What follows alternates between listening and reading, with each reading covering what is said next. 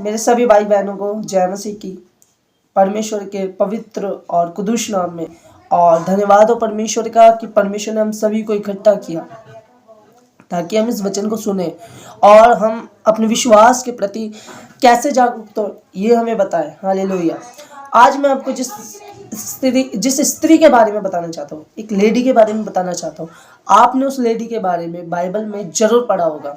और वो लेडी कोई इजरायली जाति की नहीं, लेकिन वो लेडी, वो स्त्री कनानी जाति की थी।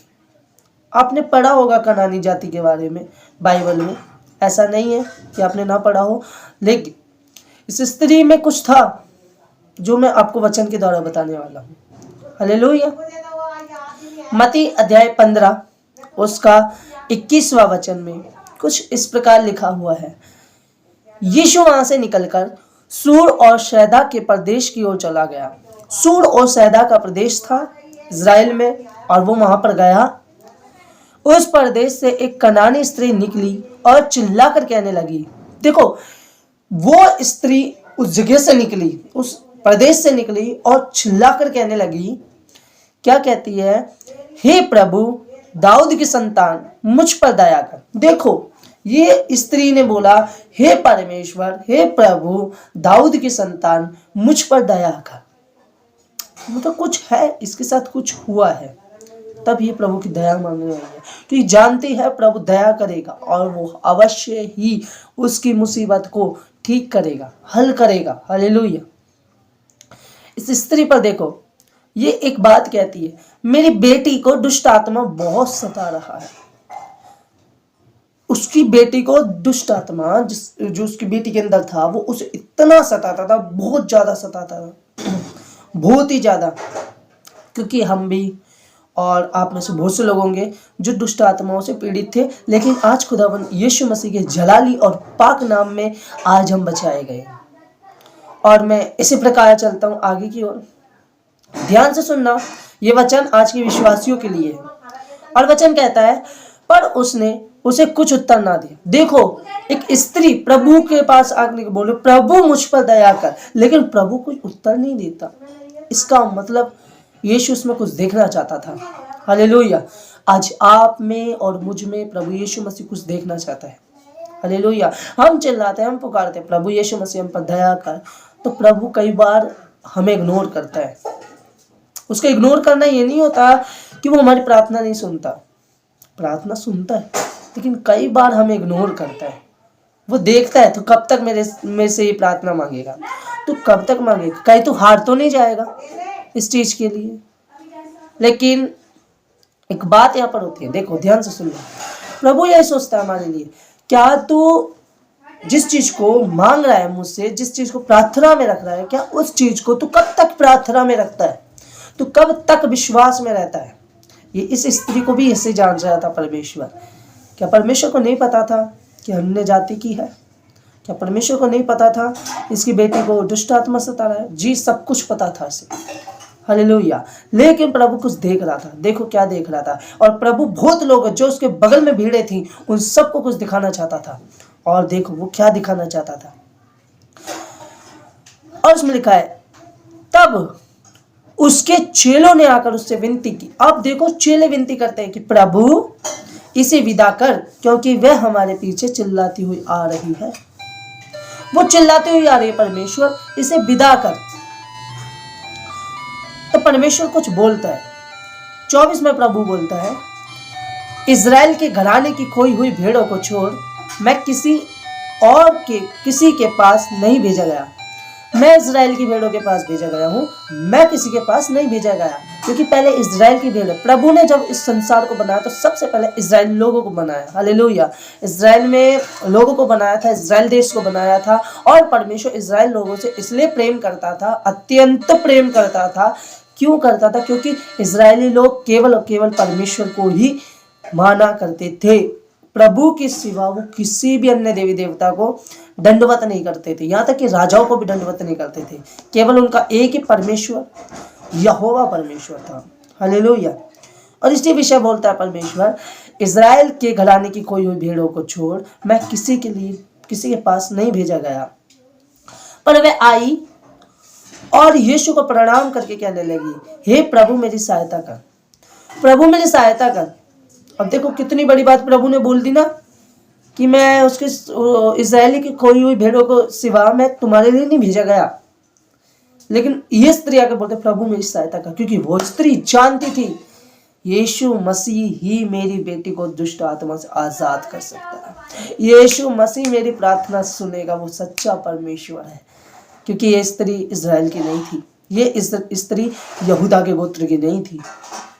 ध्यान से सुनना। पर वह आई, यीशु को प्रणाम करके कहने लगी, हे प्रभु मेरी सहायता कर। और उसने उत्तर दिया, लड़कों की रोटी लेकर कुत्तों के आगे डालना अच्छा नहीं। हालेलुया। लड़कों की रोटी लेकर कुत्तों के आगे डालना अच्छा नहीं। इसी बात पर उस स्त्री ने एक उत्तर दिया बहुत जबरदस्त, जिसे देखकर लोग अचंभित हो जाते हैं ना। प्रभु को देखकर अचंभित हो जाते हैं, प्रभु के चमत्कारों को देखकर अचंभित हो जाते हैं। आज वो अचंभा देने वाला परमेश्वर खुद अचंभित हो गया। किस वजह से? उस स्त्री ने एक छोटी सी बात कही, और वो छोटी सी शब्दों में छोटी है, लेकिन वो बातों का भेद जो माना जाए ना, बहुत ही बड़ा, बहुत ही बड़ा, बहुत ही बड़ा है। हालेलुया। देखो उस स्त्री ने कहा, उसने उत्तर दिया, सत्य है प्रभु, पर कुत्ते भी वे चूर चार खाते हैं जो उनके स्वामी की मेज से गिरते हैं। हालेलुया। कुत्ते भी वो चूर चार को खाते हैं। प्रभु हम अन्य जाति यदि कुत्ता है तो हम उस चूर चार को खाएंगे जो उनके मालिक की मेज से गिरता है। हालेलुया। उस प्रभु ने इतनी बात सुनते ही, वचन कहता है 28 में, यीशु ने उसको उत्तर दिया, हे स्त्री तेरा विश्वास बड़ा है, जैसा तू चाहती है तेरे लिए वैसा ही हो।